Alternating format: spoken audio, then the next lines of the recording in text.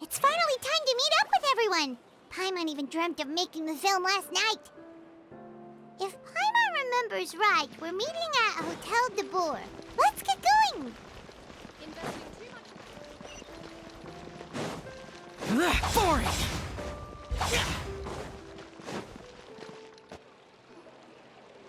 Ayaka! Yoimiya! You're already here! Good morning. Xavier said yesterday afternoon went well. Yeah, and how about you, Ayaka? What were you up to yesterday? After we split up, Ayato went to see Udex Nervillette at the Palais Mermonia. I was originally thinking of going with him, but he said he could manage it himself.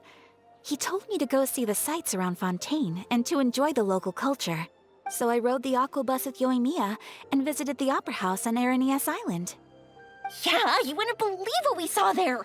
2 mechanical puppets that were dancing together! You've already seen them, right? Yeah, those two! Amazing, aren't they? We sat and watched for quite a while. It was mesmerizing. Like we could keep watching them forever. Oh, it was the same for us the first time we saw them, too! Afterwards, we went swimming at the beach! Well, diving, to be exact. It was the first time I ever breathed underwater! I held Ayaka's hand and we counted down together. 3, 2, 1, and then splash! We were beneath the waves.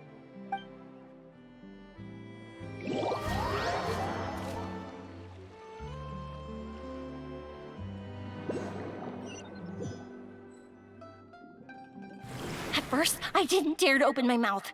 But once I couldn't hold my breath any longer, I decided to take a big breath in. Turns out the water wasn't as salty as I imagined. It didn't really taste like anything at all. Before I knew it, I was breathing like normal down there. It was an amazing feeling. Ayaka said I was too nervous and needed to loosen my grip. She got used to everything way faster than I did. I knew that the Traveler could do it, so I had no doubt we could do it too. That helped me feel at ease as soon as we dove in. The underwater world in Fontaine truly is beautiful. I love seeing the romaritime flowers blossoming underwater, like little candles lighting up the streets at night. Yeah, and there were so many creatures that we've never seen in Inazuma. Like those fish that shimmer like a sword blade. Whoosh! Oh, and those big fish that call when they see people. Ooh. Oh, you mean Hunter's Rays and Blubber Beasts! I just love the name Blubber Beast. Just wait till Pops and the others hear about this. They probably won't believe a word I say.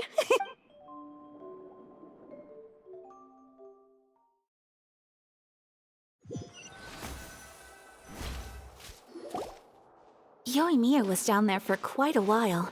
It was dark before we finally rode the aqua bus back to the city. I figured she'd want to sleep in today. Yeah, even I was worried that I wouldn't be able to get up. I still felt like I was drifting in the waves when I went to sleep last night.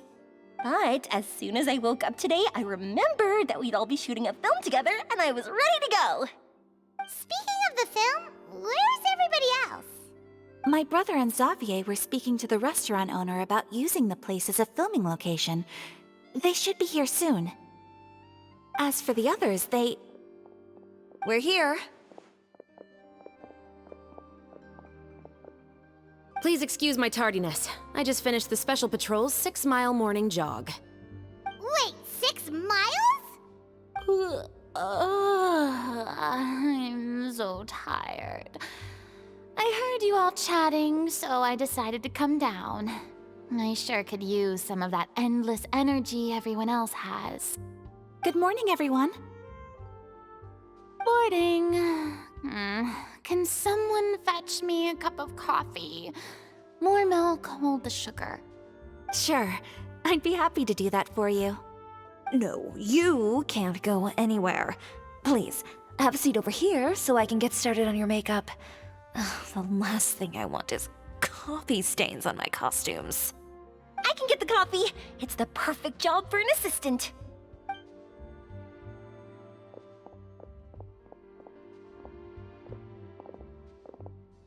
So much energy. Seriously, what's her secret? Oh, Yoimiya's always like that. But you sure look exhausted, Farina. It's because you're not used to waking up so early, huh? Of course not. I spent the whole night reading the novel from cover to cover, marking sections that either need to be omitted or adapted. Wow, Paimon didn't expect you to be so thorough. Well, I was the biggest star in all of Fontaine after all. It takes more than just a pretty face to earn a reputation like that. I know how to get serious when the situation calls for it. I went all out when I was acting as an Archon, so why wouldn't I do the same for my own life? Here's your coffee, Director Farina.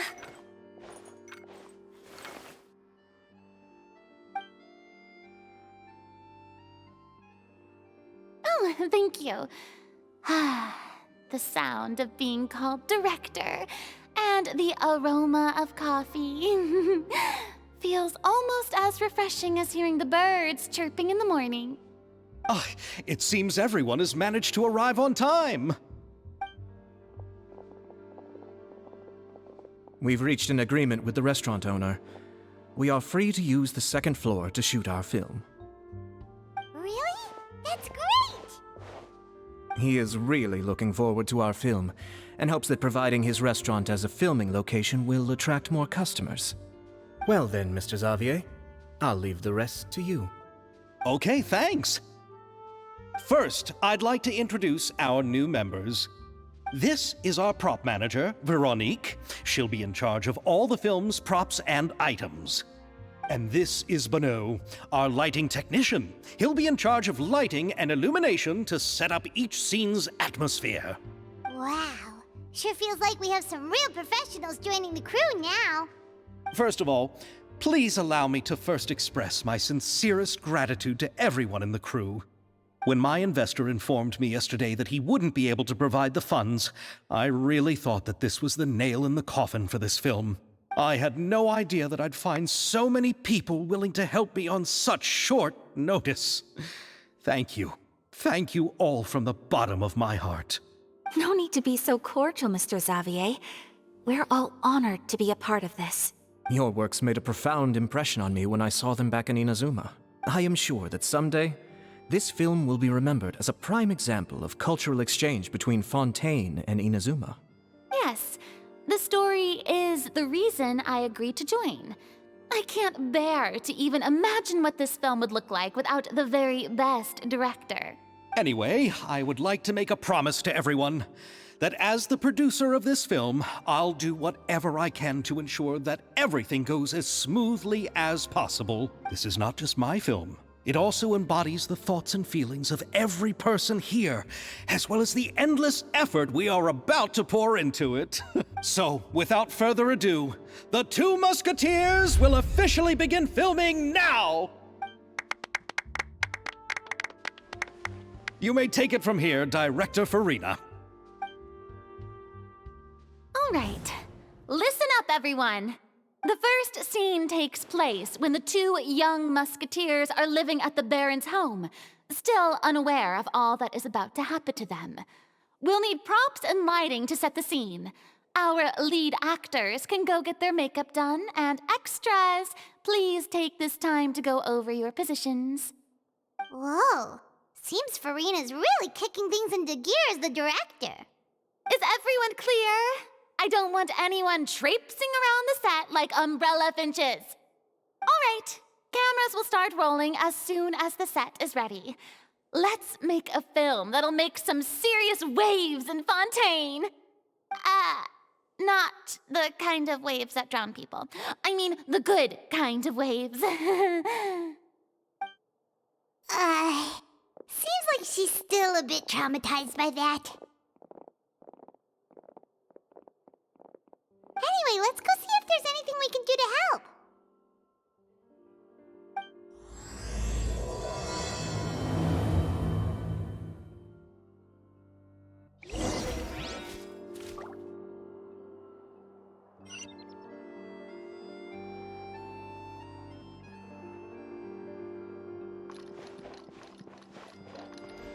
I don't need any help here. Why don't you try asking someone else?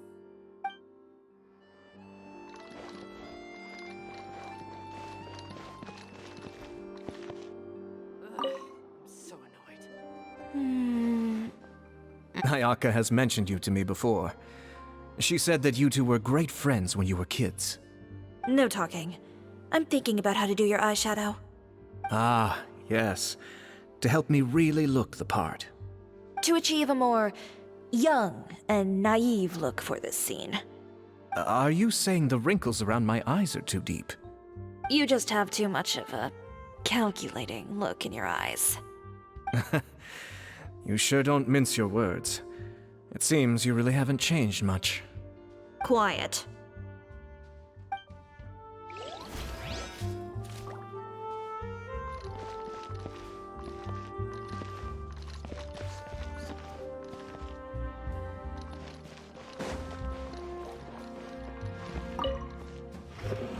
How about here?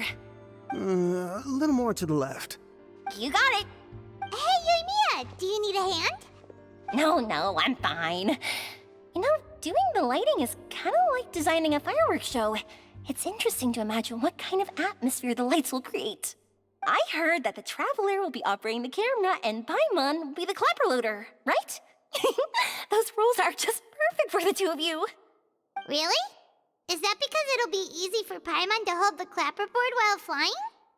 Well, sure, there's that, but that's not exactly what I meant. I just think that after all your journeys together, you two must have developed a super close bond and just naturally know how to work with each other. If I'm not mistaken, the director will want the cameras rolling as soon as the clapperboard goes clack. Oh, I see. It's amazing to see the magic behind filmmaking. Yoimiya, we need lights over there, too. Oh, on it! I've got to get back to work. Chat with you later. Oh, it's exciting to see so many people working together to bring the film to life. Seems like Yoimiya's really getting into it. But she was right. We do have a super close bond, don't we? Paimon's really happy to hear that.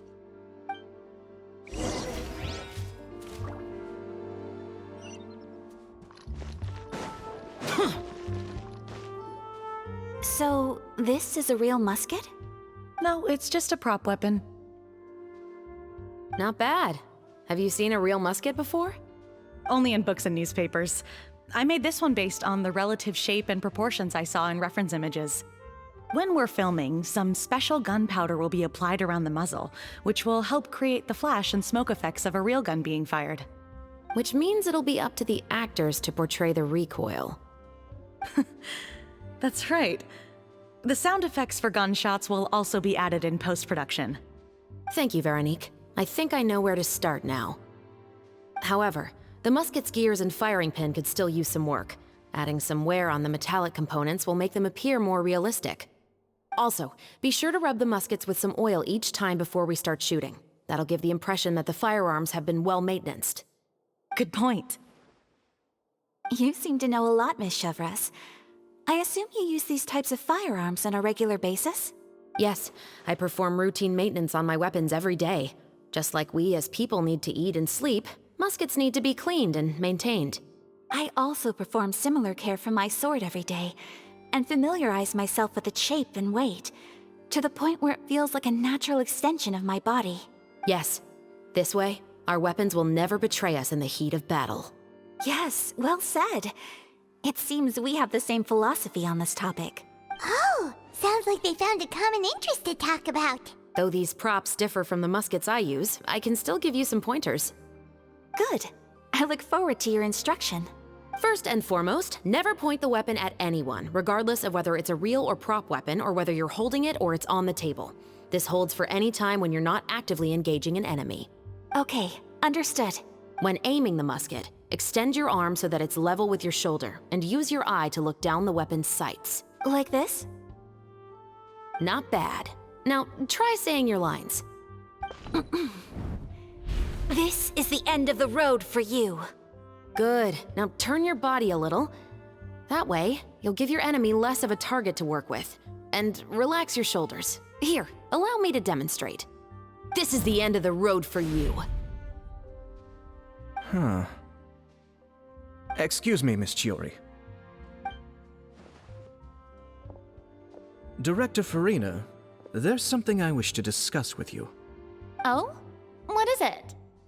Like this? Yes, much better. What do you think? I do see your point. But are you sure you wish to do this? I believe it would be most fitting. Well, if you insist. All right, I understand. Miss Ayaka, Miss Chevreuse, could the two of you please come over here? Huh? What's going on? Are we gonna start filming now? Let's go see. What is it? I have a question for you, Miss Chevreuse.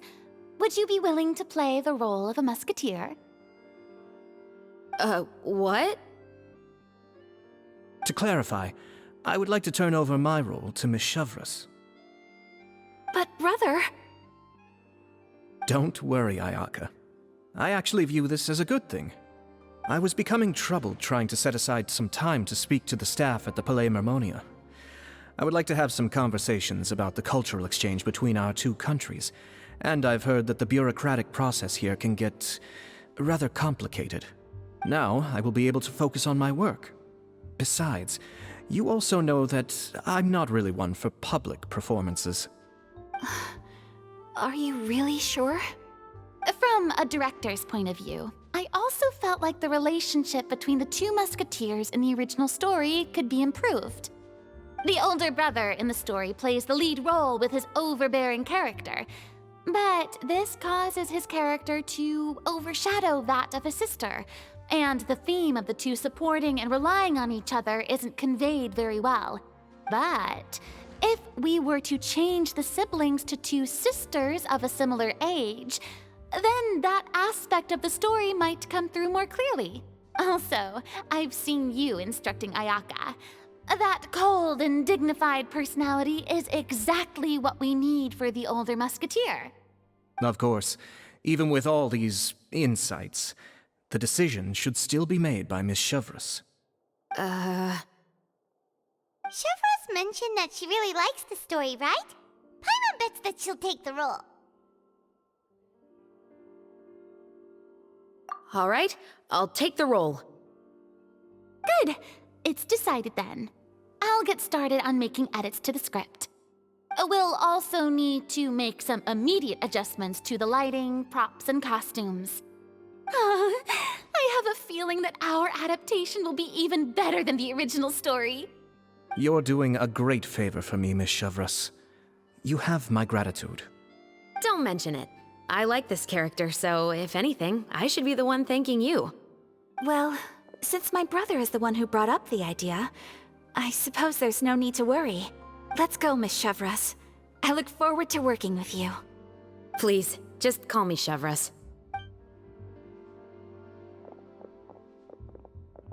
Seems like you're really going out of your way to solve the problem I was having with your makeup. Surely you jest, Chiori. I assure you that I was mostly motivated by a desire to spend more time on formal business. Oh, come on. You really think I'd buy that? According to what I've heard from Ayaka, her brother is someone who can juggle 10 different matters at the same time. I'm sure you have other reasons for backing out. Perhaps. Ayaka always said she wanted to go out and see more of the world, just like the Traveler. But I feel that she needs not only to see other nations, but also to make some different kinds of friends. I think it would be harder for her to make new connections with me constantly by her side. I would like to give her some space. All right, go on. Spoil her some more. Ayato! It's too bad you're stepping down from the role. Paimon really wanted to see you act as a musketeer. No need to poke fun at me. I'd wager that you also felt that I wasn't the best candidate for the role. It's a little hard for Paimon to imagine you saying those lines. Yes, I've made an appointment to meet some people from the Palais Mermonia. Now, I will have some more time to prepare. Traveler, get the camera ready. Paimon, get the clapperboard. Actors, to your positions. We're about to start shooting the first scene. Go on now. And please take good care of Ayaka. Thank you. I look forward to seeing the film when it's finished. All right, now that we're all here, let me help set the scene for everyone. The first scene takes place when our two main characters are still living at the Baron's estate. They've been ostracized and verbally abused by others in the household, but they still have no idea why. We want to capture how naive and innocent they are despite their pain. Chevreuse will be playing the role of the older sister, Tulip, and Ayaka will be the younger sister, Iris. Be sure to get close-ups of the main characters at the right moment. Silence on the set!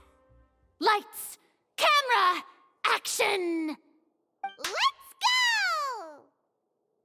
Tulip, Mother's been out for quite a while now. Perhaps she went to pick some flowers on the way home. You know how she loves flowers. Iris, Tulip, I'm home. Mother! You were out for so long, we were beginning to worry about you. I'm sorry, but I'm back now, safe and sound. Here, I brought your favorite treat, apple turnovers. Mother, what are those bruises on your hand?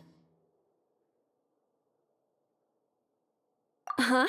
What bruises? Oh, I must have bumped into something while I was working yesterday.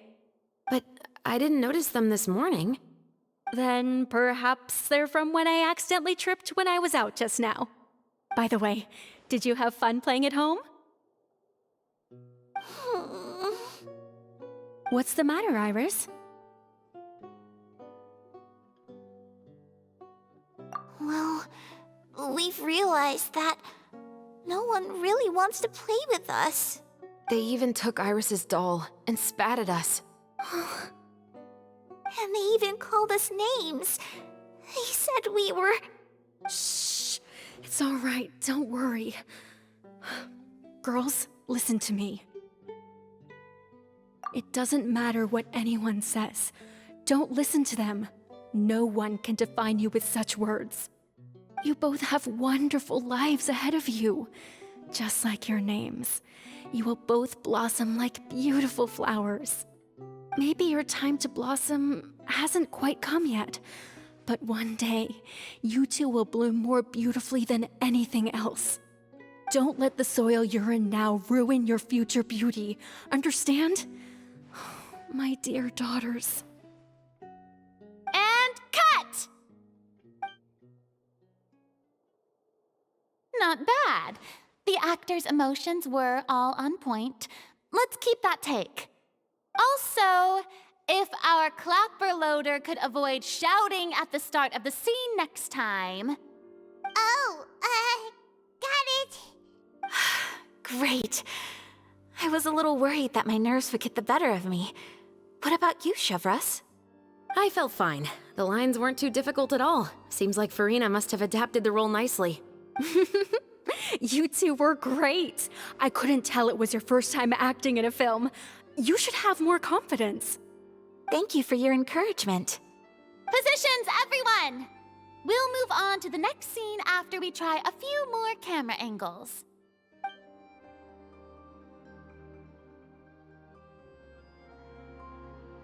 This scene is when our two characters return home, only to discover their mother has been murdered. Ready?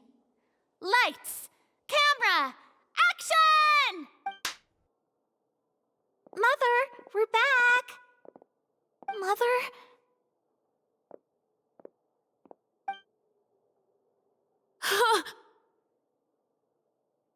What's wrong, Tulip? Iris, stay away! Huh? Why? What's... Mother! Mother... She's...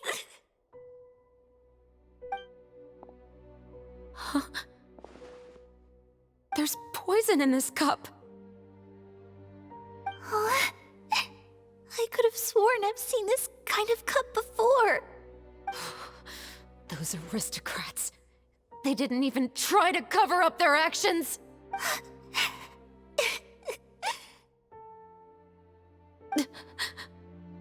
Iris, we need to leave this place. Leave? But now that Mother is gone, where can we even go? Anywhere. All I know is that we can't stay in this house. But are we just going to let them get away with this? We'll have our revenge, I promise you. Just not right now.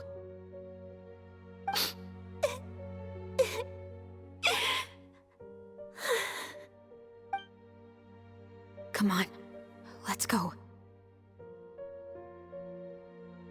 No, wait. We can't just leave Mother here like this. At least let me leave this rose with her. That's why we went out in the first place. To buy her this flower. All right. Goodbye, Mother. We'll avenge you. Someday. And cut! Beautiful! Great performance! Oh my, you're so amazing, Ayaka! And were those real tears I saw? How did you do it? I was surprised too. Thank you for the kind compliments. Actually, as soon as Director Farina said action, I told myself not to think about anything. I just felt the weight of the moment and became the character. It's quite similar to practicing the art of the sword. You clear your mind and focus only on what's happening in front of you. Ayaka's performance was amazing. Have I discovered an acting prodigy? Pipe down, everyone! We need to move on to the next scene!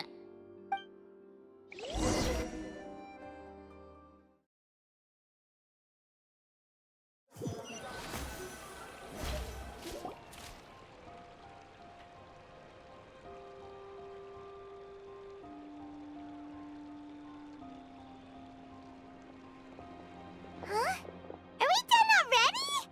But Paimon wants to keep playing with the clapperboard. How do you feel, Traveler? Is your arm sore from holding the camera all day? Good work, you two. You too, Chevreuse. You were quite the actress today. I've read this novel many times before. I have a good grasp of my character's mindset. Anyway, do you remember my request from yesterday? Oh, right! We were having so much fun that Paimon nearly forgot. You have a case where the murders seem really similar to the cases in the novel, right? So, how are they similar exactly? In the story, the main characters grow up to become two musketeers, always using their guns to carry out their revenge. And on each of the victims, they place a rainbow rose as a signal that they've returned. Yes, that's correct. We found rainbow roses just like in the novel. Seems like you're connecting the dots now. Oh, that does sound pretty concerning. Especially after seeing the script today. Oh, now Paimon can't stop wondering what kind of ulterior motive the murderer might have. What do you think, Traveler? You're smart. Paimon wants to hear your thoughts. Good. On behalf of Fontaine's Special Security and Surveillance Patrol, thank you for your dedication to justice. There's no time to lose. We should start investigating right away. Follow me. Huh? Right now? Well, we just got done filming all day. Paimon's so tired. The most valuable intel always comes after nightfall. They are like small, remote islands in the middle of the sea. If you don't stay vigilant, you will pass right by them in the fog. That's how one of my favorite books always puts it, at least. So, where are we going right now? Let's start by checking out some workshops that sell mechanical components. If the culprit is making their own weapons, it's very likely that they'll visit those sort of places.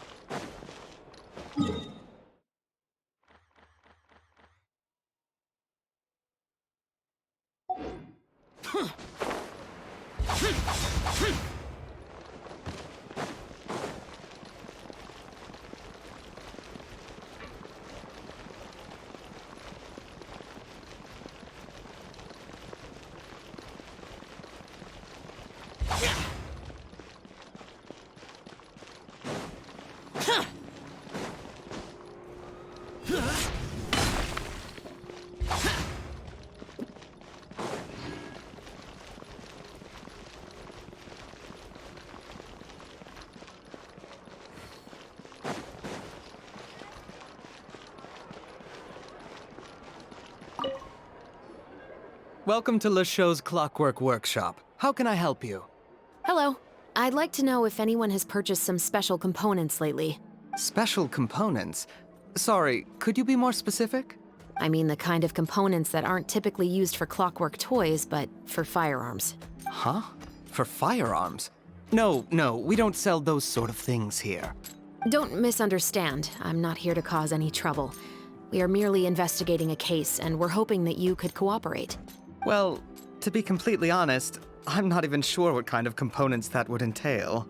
Has anyone ever purchased components here as an individual rather than on behalf of an organization?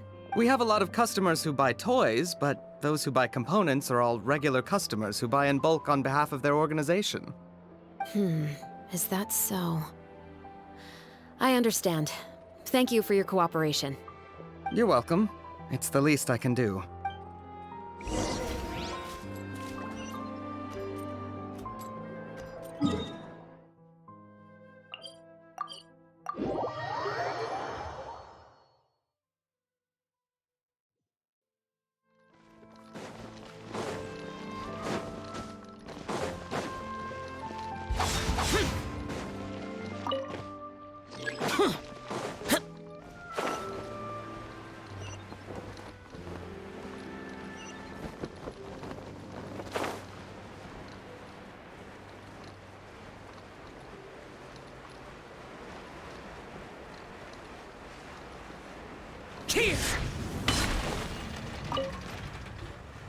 Oh, hey, Chevreuse. Run out of oil for your musket again? Hello, Estelle. I want to know if anyone has come to your shop recently to order some firearm components.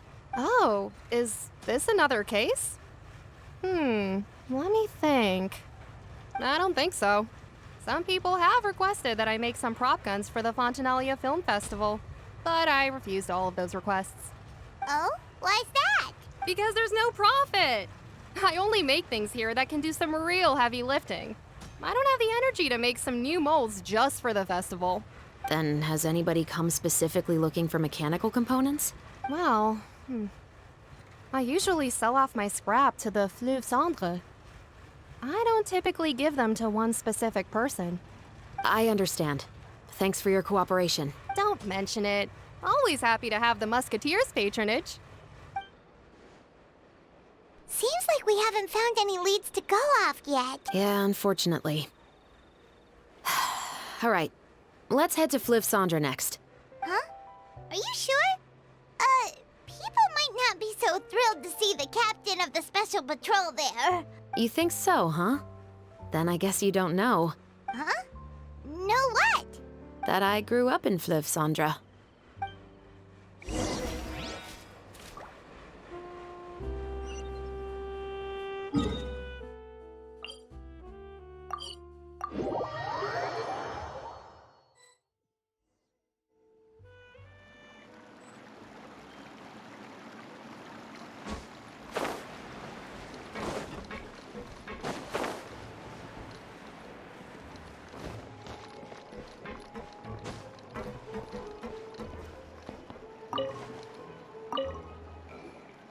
It's been a while, Tetro.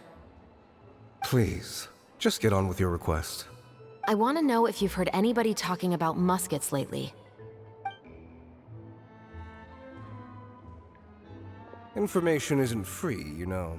I've heard that bandits have been extremely active in the countryside recently, and they've been affecting the delivery of goods to Poisson. I can allocate some more manpower to help out with that problem. What do you say? You're still as helpful as ever. One of our men got drunk at dinner about a month ago and lost his gun. 3 days later, it turned up in the corner here. What's weird about that? He just forgot where he put it, right? This is Fleuve Cendre, my friend. Anything of value left in the tavern won't ever make it to the next day. But that gun turned out to be an exception. It didn't get any new wear and tear on it, and didn't even appear to have been fired. We were quite mystified as to what could have happened. I suspect it came back because the weapon was already known to the guards. You mean, a criminal was afraid the Marechaussee Phantom would use the shot marks to track them down? Maybe. But if that's the case, the culprit really took great care to avoid getting caught. I didn't say anything about a criminal. In Floof Sandra, knowing who was killed is as easy as knowing what clothes you're wearing today. It's the guy living in the east side, isn't it? I've never liked him. Every time he's here, he just orders a drink and sits there with a nasty look in his eyes. So, who was the one who lost the gun in the first place? Don't bother. Even if you ask, he wouldn't admit to owning a gun to some strangers.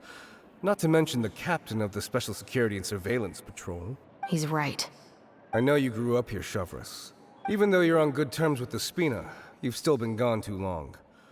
Not many people know you here now, and a lot of people don't like the Special Patrol. I know.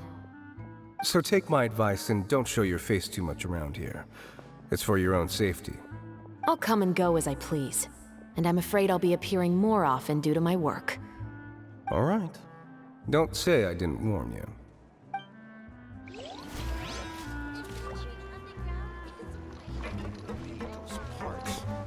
It's taking him so long. I guess I'm finally on the right path.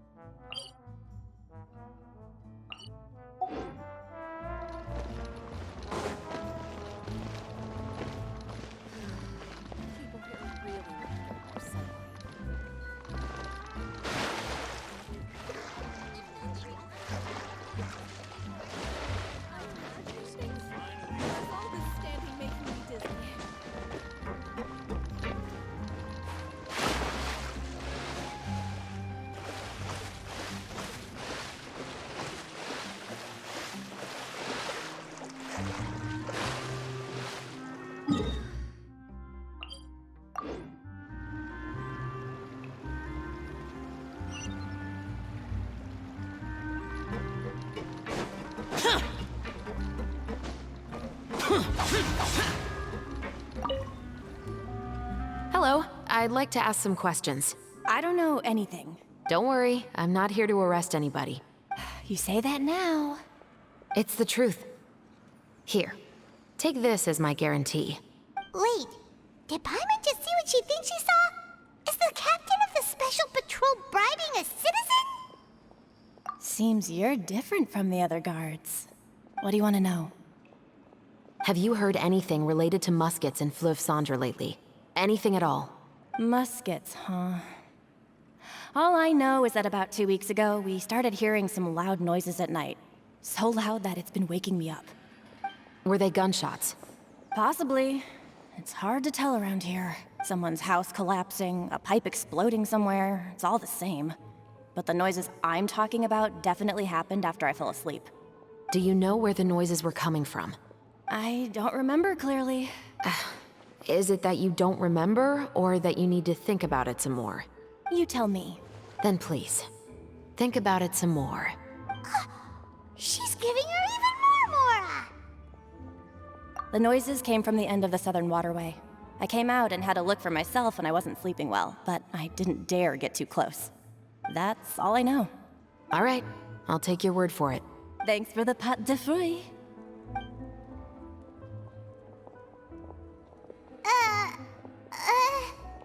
No need to be surprised.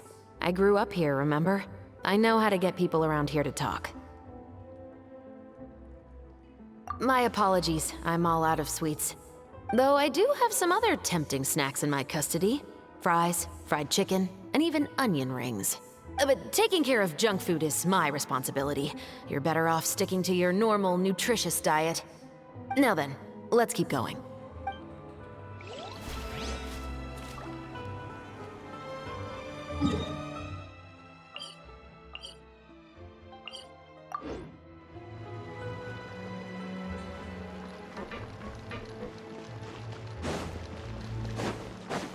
Useless.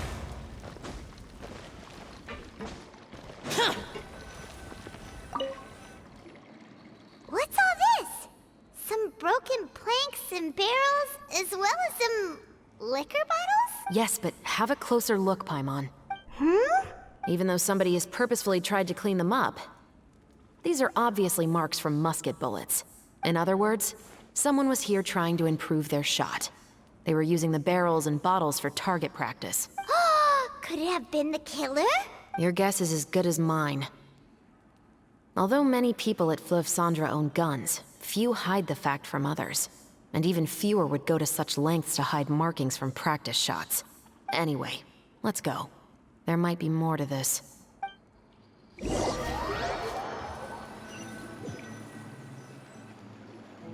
Seems like that's all we'll be able to uncover for today. Paimon feels like we managed to learn a lot more here than up on the surface. Yes. Assuming that everything we found is indeed connected to our suspect, then their timeline was probably something like this. A month ago, our suspect found a gun and took it home to disassemble it. Once he'd figured out its mechanics, he brought it back. In the following weeks, he used some parts to create his own makeshift musket, and took it to the Fleuve Cendre for target practice. Then, a few days ago, he found his target and carried out the murder. Once the deed was done, he left a rainbow rose on the body, just like the scene in the novel. That all makes sense to Paimon, but we're still no closer to figuring out the killer's identity. The deceased was a resident of Fleuve Cendre. It's said that he was a poor, solitary man. Yeah, that's also something I'm trying to figure out. If we are indeed following the novel, and there's a story behind the murder, then this murder should be an act of vengeance. But according to our investigation, the deceased didn't have any enemies. He was no saint, but no one's heard of a rival who hated him enough to shoot him dead, much less care to leave a rose on his body. What message is the killer trying to convey, and to whom exactly? We've thoroughly investigated that possibility. He claims to have spent the whole day at the Opera House on the day of the murder, and the staff there have confirmed his account. Okay, so he has an alibi. Not only that, he lacks a credible motive as well. He has a family of his own, and both of his parents are still alive. I've looked into his records. He was adopted at the age of 6, and all the proper procedures were followed. There are also records of him at an orphanage before then. In the story, the mother of the 2 musketeers was murdered after the children turned 10. Of course, he could have changed the children's ages, but I don't want to assume anything without evidence. More importantly, I've also had a chat with him in person. He didn't seem like the kind of person who would pull the trigger to kill a man. Then, what should we do now? We have all this new information, but it doesn't help us move forward. Investigations take time. I didn't expect us to catch the culprit in just a single day. How about this? Let's spend the next few days filming with the crew. We can continue the investigation once we're done with the film. I'm sure that given time, new leads will present themselves. Wait, but weren't you saying Intel is like small, remote islands in the middle of the sea just a moment ago? Wouldn't you just miss them if you were to stop looking? Ah, but the book had more than one reference to the islands, Paimon. Oh?